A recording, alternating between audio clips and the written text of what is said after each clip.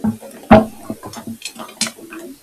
evening and welcome to our extraordinary meeting of Council on the 8th of July 2024. Acknowledgement of Country. Lithgow City Council acknowledges Wiradjuri elders past and present of the Wiradjuri Nation, the original custodians on the land on which Lithgow's communities reside. The Council also extends our respects to our neighbouring nations.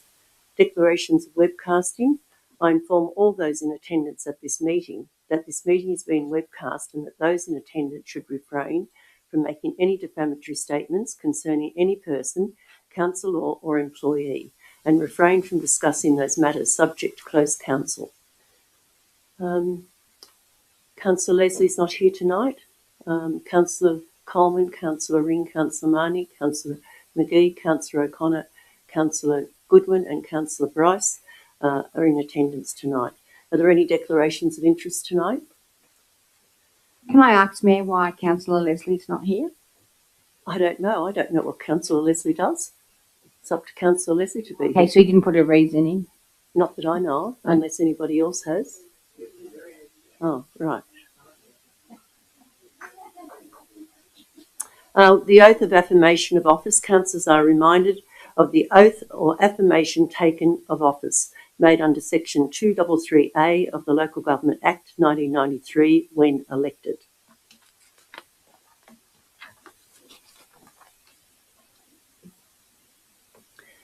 We'll move straight to public forum now, thank you. Any person registered to speak during public forum on matters included in the business paper and registered via council website prior to 12 noon on the day of the meeting will have the opportunity to speak. There will only be 2 speakers for and 2 against on each matter on the business paper. Public forum will be allocated half an hour in total, with each speaker having 3 minutes to speak. Speakers not registered for public forum will have an opportunity to speak on matters on the business paper if time permits. Our first speaker this evening will be the General Manager would like to speak. Thank you. Through you, Mayor Statham. It's noted in the public forum notice that there'll be only 2 speakers for and against. Tonight we have 5 speakers registered. 4 I think are against and 1 is for. What we would like to do, because we have time constraints, is we're open to having all 5 speakers speak at public forum. However, the time allocated would be 3 minutes with no extensions, so just to let the speakers know. Thank you, Mr. Burney. We have a question, Mayor Stephen, we have a question. Is that not something that we as councillors should actually vote on? The General Manager's given instructions, not me, Councillor. I'm sorry, Mayor Stephen, the General Manager does not give me instructions. He works for 9 councillors. This is our meeting.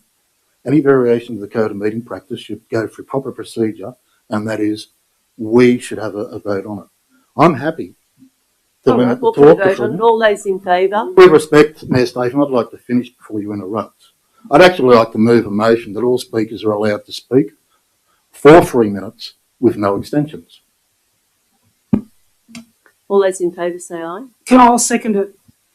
Thank you. All those in favour say aye. Unanimous, thank you. Councillor Marnie's against. Thank you. Our first speaker this evening, thank you. Mr. Michael Maxwell, would you like to come forward? Thank you. Our second speaker will be Rob White, thank you.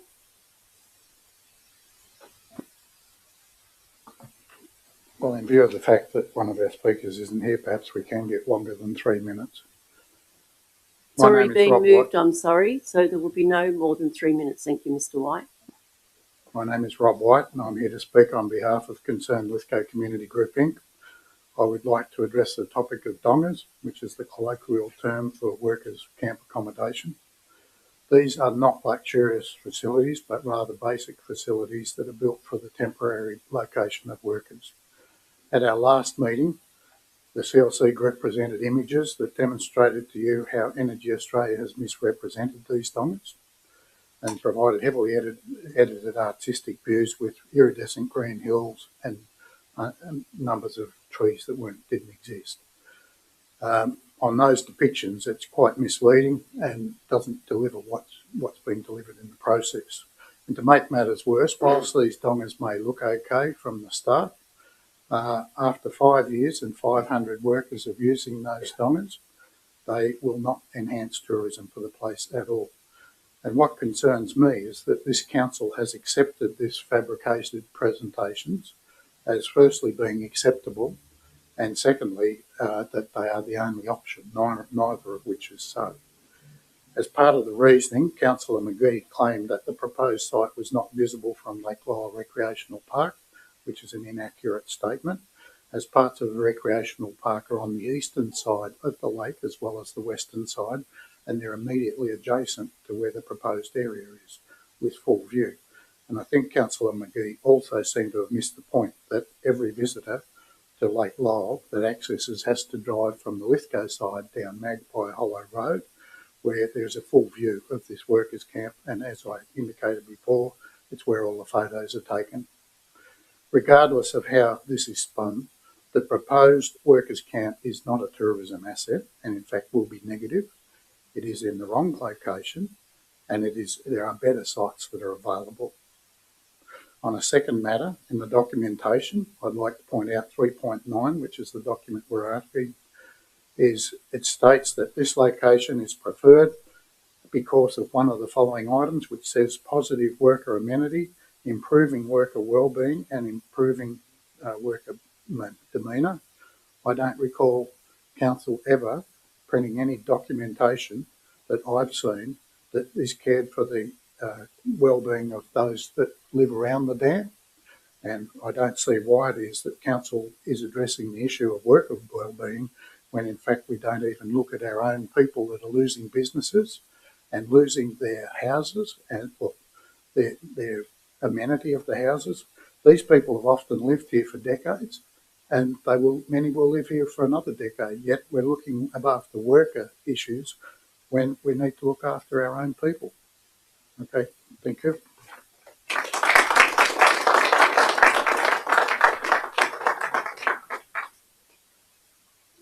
Thank you, Mr. White. Our next speaker today will be Ray Smith. Thank you.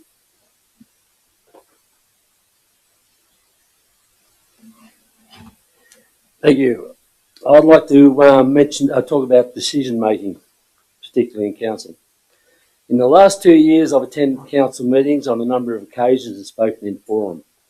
I've asked many questions to council and staff, of which I feel most have not been adequately answered.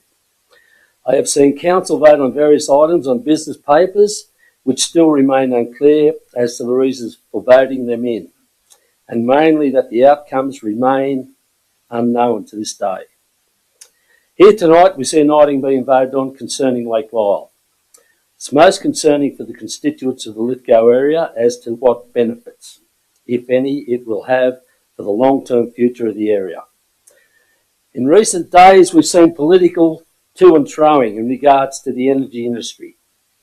This has still a long way to go before we come up with what is best suitable solution for the problem locally.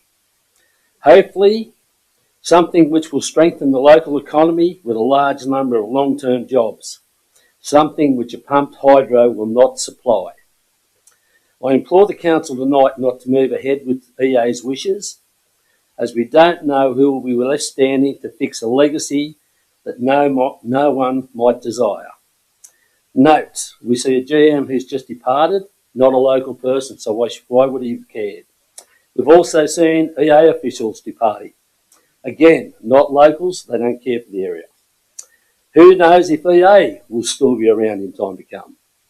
And more significantly, who knows if this present council will still hold their positions after the next election in September? I suggest these decisions should be left in abeyance and be made by the next set of councillors who will carry the task to determine the area's future. Thank you.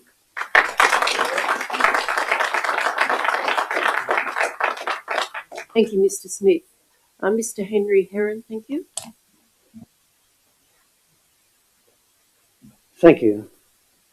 The debate on the 24th of June revealed confusion and misunderstanding on one vital underlying fact.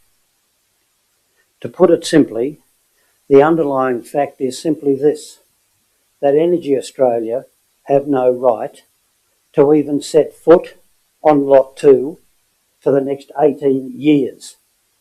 No right whatever. Council has absolutely no legal imperative or responsibility to agree to this request. It is a request which is a request for a favour.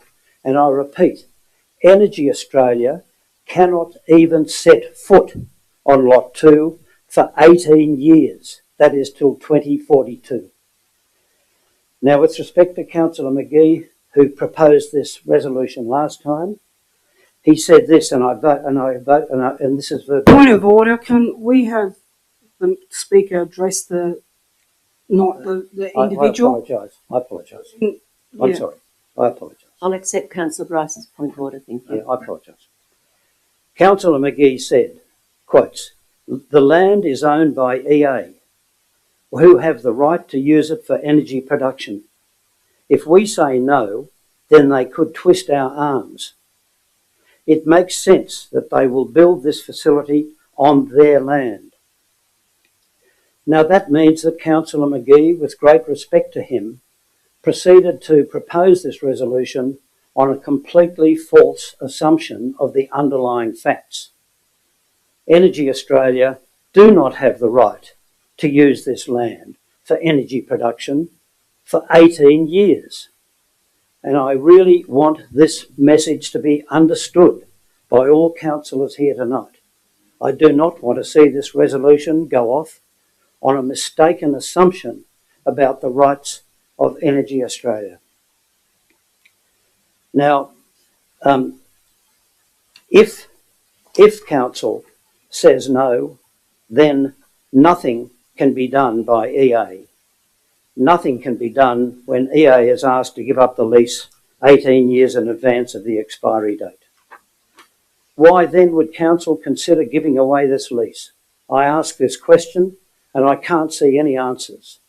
The only answer I can see is that there are three incentives: a cash payment, some amendment to a covenant, and an extension of a lease, none of which are being considered here tonight. So councillors are not voting on the excision of the lease knowing what these three incentives are. And the General Manager, in breach of Section 377 of the Local Government Act, has been delegated the task of negotiating and agreeing on these three incentives. It is completely wrong. And if my 3 minutes are up, Thank you, Mr. much Herron. as I would like to continue, I will not go any further, except to say they can't set foot on this land for 18 years. You must understand that when you vote tonight. Thank you, Mr. Herron.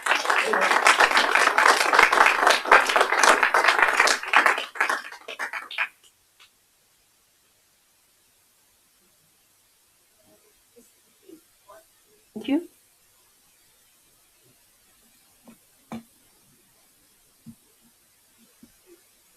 Good evening, Mayor, councillors and good people of Lithgow. My name is Mike DeVink and I'm the Project Director from Energy Australia for the Lake Lyle Pumped Hydro Project. I spoke about the Workers' Village at the council meetings of 27 May and 24th of June, explaining why it's needed, why this is an ideal location and about our hopes to turn this into a community asset post-construction. I'm here tonight to oppose the rescission motion and request that the exercise be approved as it was voted at the council meeting on 24th of June. The Lake Lyle Pumped Hydro Project will play an important role in supporting renewables, providing power for over 150,000 New South Wales homes. It will also bring benefits to the Lithgow economy and hundreds of jobs. And with pumped hydro's operational lifespan of around 80 years, the project will assure the long-term upkeep of the lake, and the pumped hydro will be a long-term partner in the Lithgow community. While the Workers' Village will accommodate specialist workers coming from outside the region, Lithgow won't miss out. We'll prioritise local workers and contractors on the project's construction, and will make sure local businesses are considered first in procurement processes. There will be opportunities for businesses involved in earth moving, crane hire, vehicle hire, repairs and servicing, electrical services, plumbing services, building supplies, food supply, catering, cleaning, carpentry, formwork, linen supply, laundering, security, and many more. The project going ahead will be good news for Lake Lyell. It provides a long-term purpose for the Energy Australia-owned lake and ensures it will be available for recreation, fishing, boating and camping for generations to come. Last week, we held workshops in Lithgow with over 50 community representatives and local leaders. The goal was to collaboratively design a benefit sharing program that ensures the Lake Lyell project contributes to Lithgow's long-term prosperity. We will use the workshops to develop a work list of substantial projects that we can fund should the project go ahead. And we're doing this because we want to see Lithgow rewarded for hosting a project which will provide energy right across New South Wales. In closing, I again thank the Council for the consideration of Energy Australia's request for the temporary excise of Lot 2 from the Council lease for the purpose of the worker village if the pumped hydro project is approved. Thank you for your time.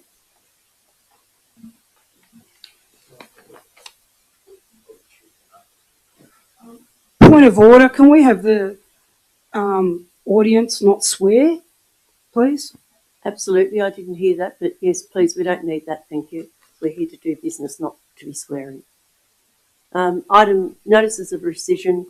1.1 notice of rescission, the 8th of the 7th, 2024. Lake Lyell lease proposed excise of Lot 2 to DP7 92415 and related matters. Could I have a mover, please?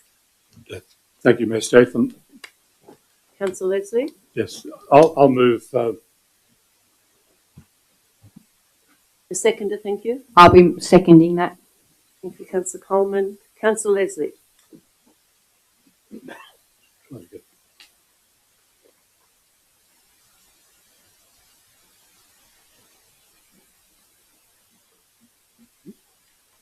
I always go when you want it. Never mind.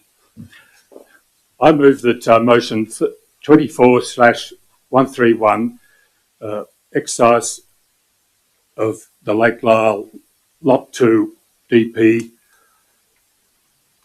792415 and related matters, which was carried at the meeting of the council last month, be rescinded. Let's talk money, not environmental issues, not energy issues, just money. What is this lease worth? We are dealing with the excise of the lease of a parcel of land adjacent to Lake Lyell, which is needed for a workers' camp, a lease that Lithgow Council currently holds. The size of the land in question is 9.24 hectares, or 22 acres. Now, 22 acres is a substantial area. It's over 100 of Lithgow City building blocks. But what is this 22 acres worth? We have a 6-page report from the council administration, but the value of the land is not addressed. Mr. De Vink from Energy Australia gave an eloquent address at Public Forum a fortnight ago, and again tonight, but he made no mention of any monetary compensation to Lithgow Council for the loss of this valuable site.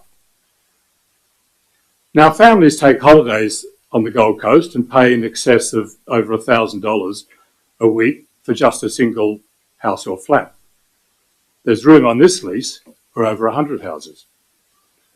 What would a circus pay for land this size for just 1 week? Probably $5,000 a week. That adds up to $250,000 a year. And the council's administration's recommendation is we give up the lease for nothing. Don't be misled by point 4 in the motion. Our former general manager gave a very long explanation of this at our last meeting. But the monetary contribution this point 4 refers to is the loss of the income from a few camping sites. We would be lucky to get $1,000 a year. Remember, once the lease has been excised, we have no bargaining chip. Now, Energy Australia has a budget over 1,000 times larger than Lithgow Council, but they want this lease back for nothing. Now, why is Energy Australia unique? Energy Australia,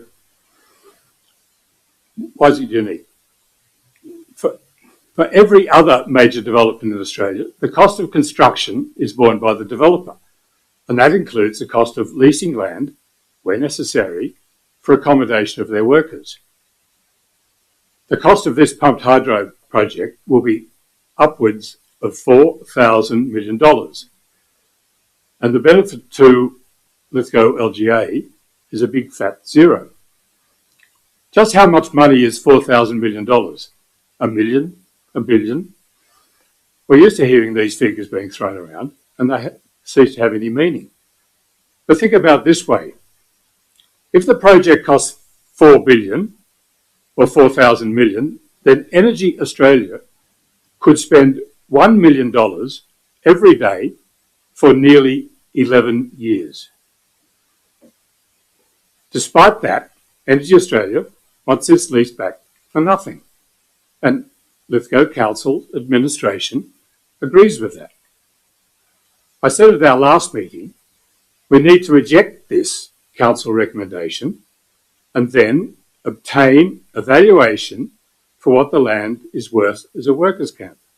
Note, as a workers' camp, not as an occasional camping site. Fortunately, the law, Section 377 of the Local Government Act, requires this decision must be made by councillors. Rescind this motion and watch how quickly Energy Australia comes back with an offer. Thank you, Councillor Leslie. Councillor Coleman, thank you. Thank you, Mayor Statham. Putting aside the Indigenous issues, the environmental issues, we have actually not seen the project come before Council. I don't see this issue as a financial benefit Greater Lithgow. I don't see this to be a financial benefit for the Greater Lithgow community. I actually believe that it is a potential financial disaster, too much risk. I also don't want the council of the future to regret the decision of the council of the present and the past. We are often reminded of decisions that occur in regards to land constantly. Thank you, Councillor Coleman. Anybody else wishing to speak? If I could, Councillor Ring, Mayor Statham, I'd actually like to move an amendment. Thank you. your amendment, Councillor Ring. Point of order. Amendments are not permitted with a rescission motion. With respect, Mayor Statham, I contacted the Office of Local Government. Just let me speak to... No, I'd like to excuse finish, me, please. I'm answering Councillor Leslie first, thank you. Councillor Leslie, I agree with you. Our general managers agree with you. This is a motion that was at our last council meeting, so it's rescinding the same motion, apples for apples, like for like. With respect, Mayor Your Statham. turn now, Councillor Ring. With respect, I contacted the Office of Local Government 11:58 on Friday and was advised that this is no different to any other motion and an amendment can be put forward.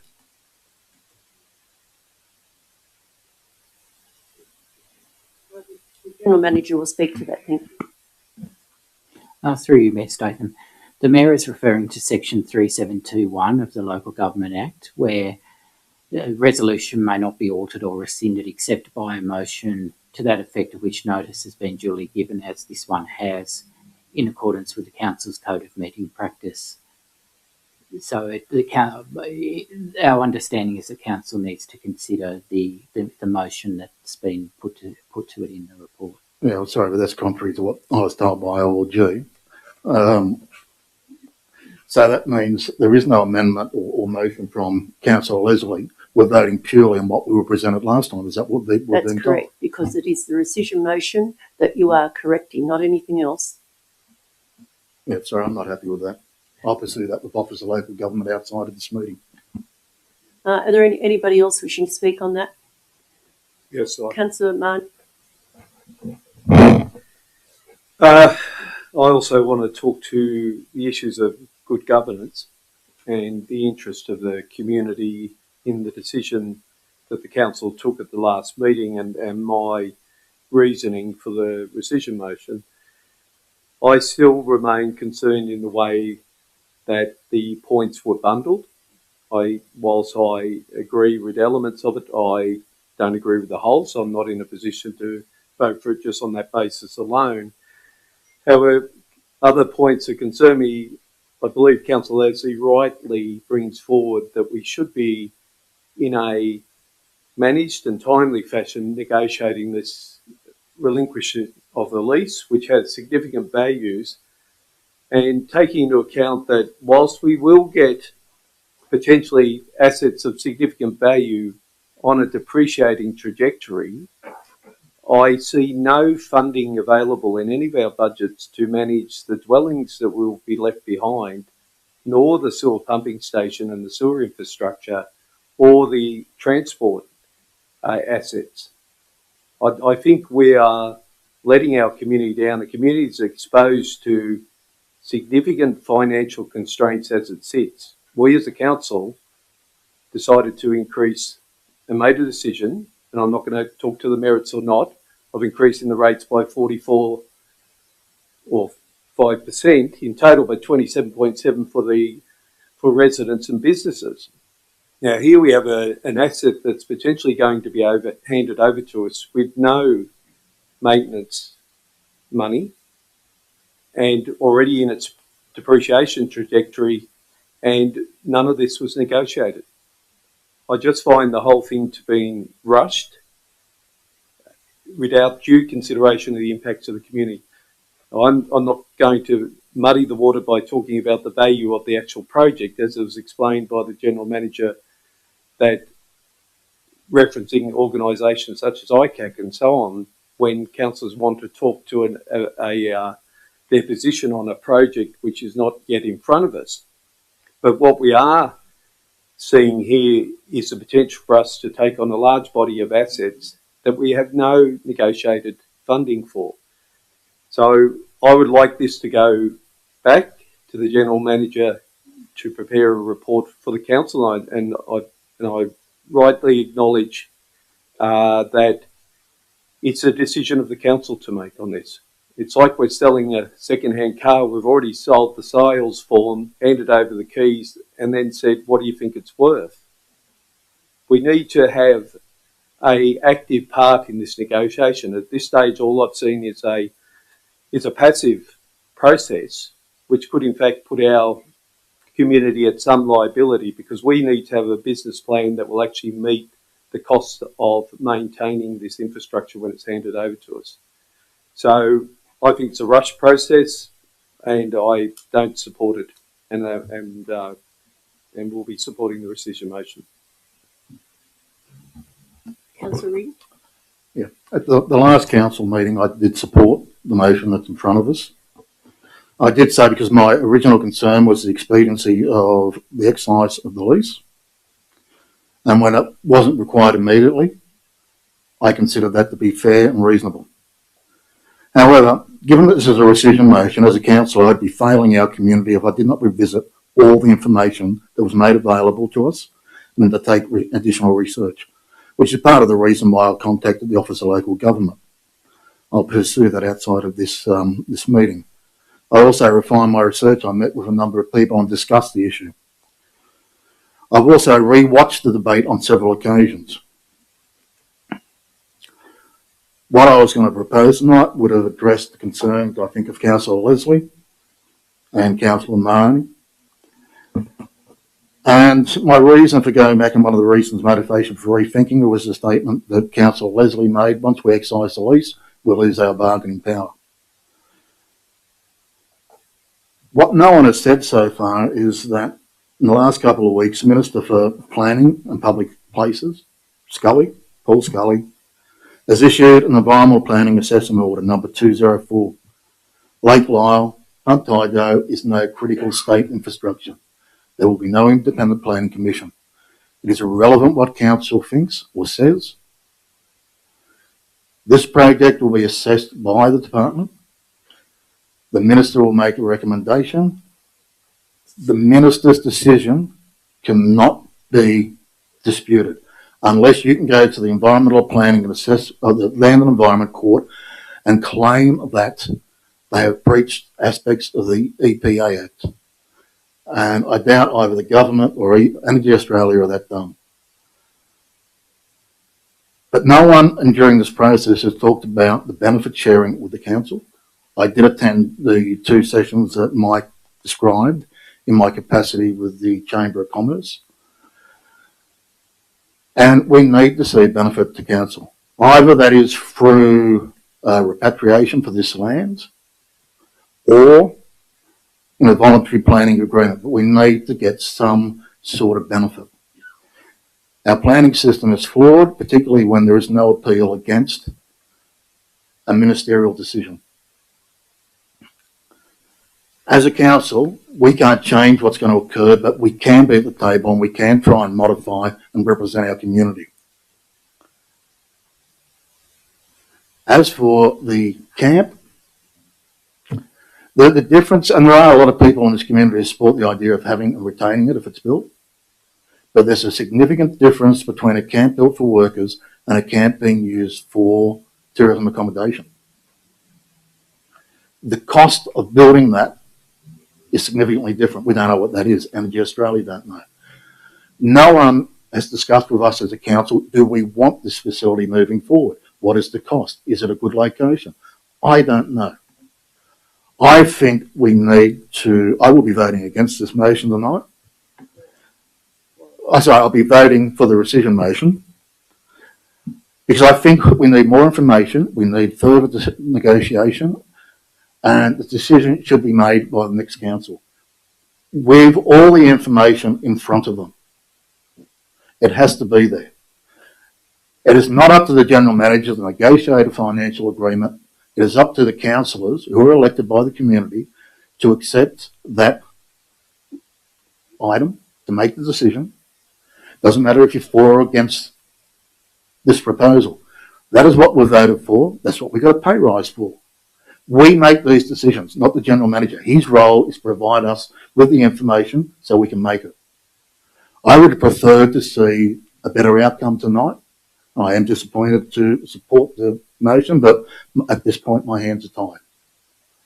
I think there was a way out of this that would have satisfied everyone, but unfortunately we can't go there. Thank you, Councillor Ring. Any other speakers? Councillor McGee. Yes, this unfortunately is what progress looks like. It is hard to make decisions like these, but this is only the very start of it. As Councillor Ring has pointed out, the current state government has listed 6 renewable energy projects of critical state significant infrastructure, and the Lake Lyell pumped hydro system is on it. The casting of aspersions on the ownership of the land, Lake Lyell is owned and zoned for energy production, so it is owned, to the best of my understanding, by Energy Australia. That lease that we currently hold on the land is a lease from Energy Australia as the owners of the land. So we lease it from them. As far as 18 years they can't set foot on it, that is not the legal advice that we have had. And our legal advice has not come back contrary in any way to the original advice that we were given. The presentations that we have seen leave no doubt in my mind that it is the perfect spot for workers' accommodation and amenity that will work harmoniously with the Lithgow community and our visitors. The site itself, you know, in the caravan park, I went there today. You know, if there's 2,000 visitors in a peak time, that would mean, even at the outside, four people per car, there would be 500 cars pulling up there, besides boats, caravans, anything else. We're talking about a site, that caravan park on the outside has 36 car parks. Point of order, relevance to the item on the debate. We're not debating the park or its capacity to hold cars. We're debating what's in front of us. Well, we were talking... Point of order has been called, thank you. The Mayor must make a determination. Stay on track. Thank you, Councillor McGee. I accept that point of order. Thank you, Councillor. Thank you, Mayor Statham. No worries. Well, I find that $500,000 and $250,000 for the circus to come to town are very dubious indeed. The whole thing is that I'm still for it. Thank you, Councillor McGee. Anybody else wishing to speak? Councillor Bryce. Again, we're here for a rescission motion that by 3 councillors, and I voted against it last time.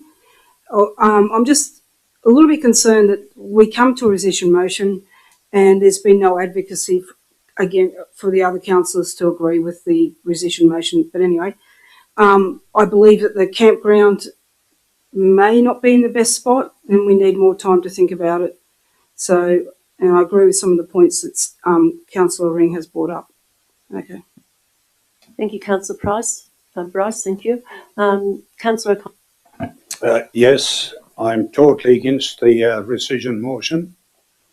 We've been through all this with Energy Australia. Every time we made the decision, we should stick to the decision. And I'm very happy to vote against the rescission. Thank you, Councillor O'Connor. Anybody else wishing to speak? Councillor Goodwin. Yeah, Ms. Nathan, again, we're here arising from a rescission motion from a number of councillors. No point of any of those councillors have approached me to offer any types of different points of view or why this motion has even come back to council, which I think they would have if they had a different point of view from last time. No new information from anybody, so I will not be changing my original vote. Mayor Statham, could I ask for clarification for you to Councillor Goodwin? I have a question. Point of order, it was inappropriate for me to ask a question last meeting. No, I'm sorry. Well, that's not about last meeting. I've asked, and you can ask, you can ask a question through the chair of another councilor. It is permitted. I asked that last time. I'm sorry, that's last time. This is this. Rules change from week to week. The rules are consistent.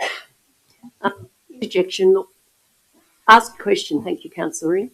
I'd like to know if Councillor Goodwin actually picked up the phone and tried to contact any of the councillors that actually put the rescission motion in. Why shouldn't he? You don't have to answer that, Councillor Goodwin. Anybody else wishing to speak? Other than that, I'll put the right of reply for Councillor Leslie. Thank you. Thank you, Ms. Statham. I'm a little bit sympathetic with Councillor Ring wanting to move an amendment, but this is the Local Government Act, and I'll just read the relevant Act rescinding and altering motions, which is Local Government Act section 372.1. Excuse me, Councillor Leslie, just make sure it's for rescission motions, not for normal motions. Thank you. That's right, section 372, rescinding or altering resolutions. And the point 1 what reads, a resolution passed by a council may not be altered or rescinded except by a motion to that effect of which notice has been duly given in accordance with the Council's Code of Meeting Practice. So no, yes, the rescission motion was put in, but there was no other process by which an amendment could be taken. So it was quite right of you to rule that that the amendment was not valid.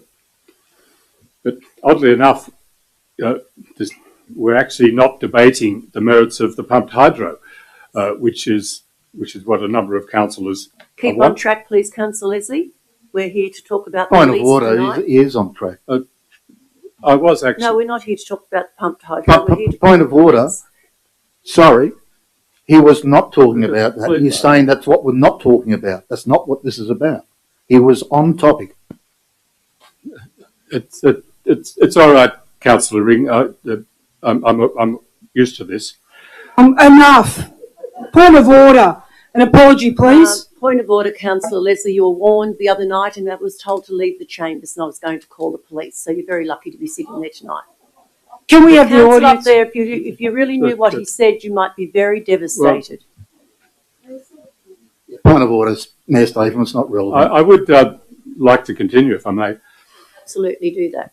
A number of councillors did talk about the value of pumped hydro, but apparently I'm not allowed to, in my right of reply to a speech, that. Well, that's fine. But councillors Coleman, Marley and I put this rescission motion in because no independent valuation of this land has been provided to councillors. Not provided in the council report, not provided by our council officers at the recent information session, not provided by Energy Australia, either here at Public Forum or at the councillor information session. And I don't believe it is fair to our new General Manager that he should have to process the excise of this land after such a major failure in our governance.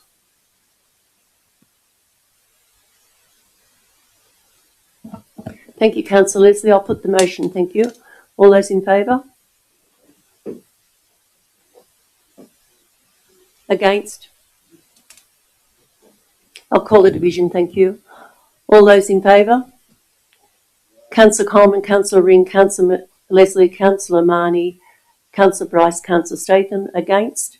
Councillor Goodwin, Councillor O'Connor and Councillor McGee. The rescission motion was carried with a result of favour. Thank you.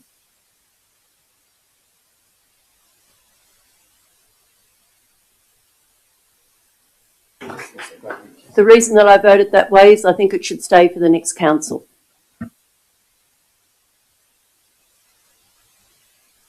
Any business of great urgency? Thank you.